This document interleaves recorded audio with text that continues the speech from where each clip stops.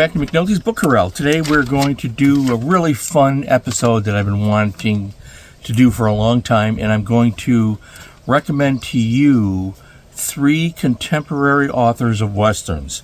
On this channel I do a lot of coverage of, retro stuff and everything, which is really fun too. Obviously, that's the bulk of my collection. But there are some really good writers out there writing Westerns right now, and I'd like to recommend them to you, and we're going to start out with Robert J. Randisi, Tracker Number 1, The Winning Hand, and this is published by Speaking Volumes. I'll have a scan come up of this. It's a little bit overcast today, so I'm hoping this video comes out and you can see it pretty good. I thought that I would do this episode in between raindrops, see what's happening here. So anyways, Robert Randisi, this is was originally published in 1983 under the name Tom Cutter. It's very similar to the Gunsmith series that we have, and it's an adult Western, so if you know what that means, you're going to have some entanglements that are quite exciting, and plus the traditional tropes in gunplay and pursuit and reconciliation that we get with Westerns. Robert Randisi is still out there working. He is a great writer, fantastic writer, and I have an episode about the Gunsmith out there already. And I've mentioned him before. So this is a reprint then from Speaking Volumes. I love the fact that some of these old Westerns can be reprinted, and so we have that one out there. And then we're going to talk about Charlie Steele. Charlie Steele I've covered before. If you go back and look at my Roundup episode, I covered Tom Sharp by Charlie Steele, which was a great book. He really should have received recognition for that. So I picked up a copy of 3 Days Under the Sun and Other Tales of the Old West, the great Charlie Steele. And I just dropped my notes. Sorry about that. The wind picked up and my super fast reflexes caught the paper. Not really. Charlie Steele, okay? So this is, of the 3, this is a collection of 14 short stories. This is a fairly new book. This was just published in 2022. Some of the stories are very short. Some of them are a little longer. When I was reading this, I really liked them all. There's a dilemma in each story that needs to be resolved by the characters. And so he's very astute and specific in what he's doing with his tales. Now, a couple of these are, I don't know, they're really short, but they're really good. One of them has a little humor. It's called Old Man Dying. It is a heartwarming story. So in other words, Charlie Steele doesn't just go for the gunplay and the blood and thunder and horse apples and all that. Gun smoke and horse apples. He puts a little more thought into it than that. Not that there's anything wrong with just action-packed Westerns, but he's quite a writer. The wind is picking up here. I got to be careful. That could mean that there's fish calling to me. We'll see.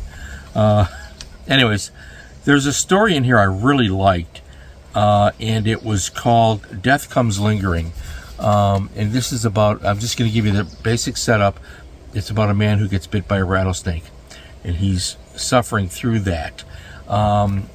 Reminiscent of, what was it? The Snows of Kilimanjaro, that Hemingway wrote, where he's flashing back to parts of his life. But it's a really good story. It's my favorite in the book, but I also liked Old Man Dying, The Professor Goes West, and so forth.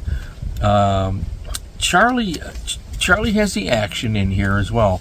So the way I think of this collection is, because they're short stories, I think of this as vignettes, bright Western vignettes, really high quality prose in a concentrated form.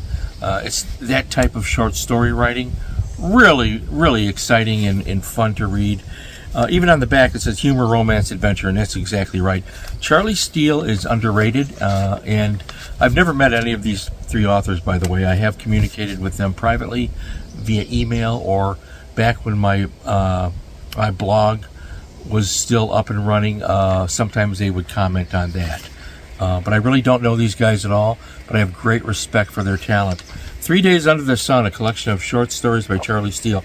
By the way, this is published by Condor Publishing, and Gail Heath is the publisher.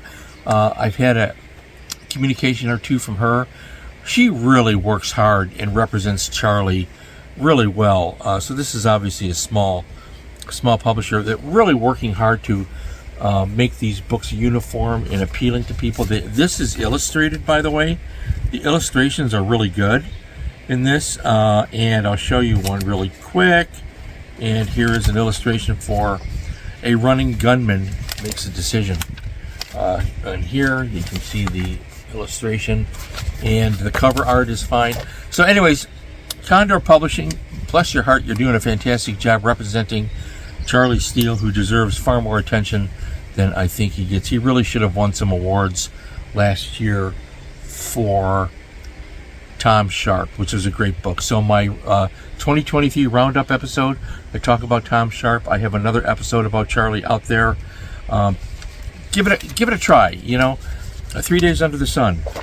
All right, so we have Robert J. Randisi. We have Charlie Steele. I wanted to get this episode in because we just did June on the Range, and I wanted to get another group of westerns, but contemporary. So then we have James Reasoner. This is a Faraday novel, The Iron Horse. James Reasoner wrote this. It's published by Wolfpack Publishing. I think there's 5 or 7 of these, and these are also reprints. Do I have it in my notes here? And I didn't write down, I apologize, the name of the original pen name. Now this is an interesting series. Matthew Faraday is the president of the Faraday Security, and he works for the Kansas Pacific Railroad. In this particular one, The Iron Horse, which is the first of the series, Faraday sends Agent Daniel Britton to investigate who's stirring up the Sioux Indians. The other books in the series were written by Robert Vaughn, and I think James Reasoner wrote another one. I don't have the others in the series. This is also a reprint series. I don't remember, again, I'm sorry, the name of the original pen name used for the series, but Wolfpack is reprinting the series, 5 or 7, I don't remember, and I don't think it says on the beginning here. I don't think there's a list of books. So I am remiss in not giving you that full information. Sorry about that. But easily found on Amazon. So congrats to Wolfpack for bringing back a good series. I may have the first one of these in its original form. I know with the Tracker by Randisi I do. This is good stuff. So we have 3 authors who are contemporary authors out there writing westerns today. It's true that I know James Reasoner writes under some pen names. I don't want to speculate on what that pen name is. I think I know, but it doesn't make any difference. He does put out books under his own name. Robert Randisi puts out books under his own name, as well as J.R. Roberts, and Charlie Steele puts out books under his own name. These are 3 really exciting. Let's see if I can do this like it's a deck of cards. And here's your hand. So, really good contemporary westerns. Okay, so I'm just checking out the rain here. It's going to come down in a minute. I have great respect for these 3 authors. So it was important for me to get this out there because I wanted to just get something out to say, look, take a look at these authors under their names. They are contemporary authors. They are highly respected men. They are fine writers. And if you like westerns, give them a try. Really good. They deserve your attention. And I'm glad that if you look at this episode that you decide to buy one of these, or perhaps try all 3 of these books out to promote some contemporary living authors who do a fantastic job. That's my little plug. I hope I didn't ramble on too long here. I want you to stay well, stay happy. You know what I want you to do? I want you to feed that brain. And I want you to read these 3 westerns, okay? Stay well, everyone. We'll see you soon. I'm going to get out there. I got to get out there.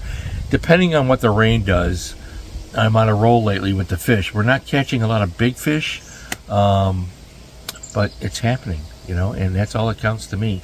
Once you're a fisherman, you're always a fisherman. Stay well.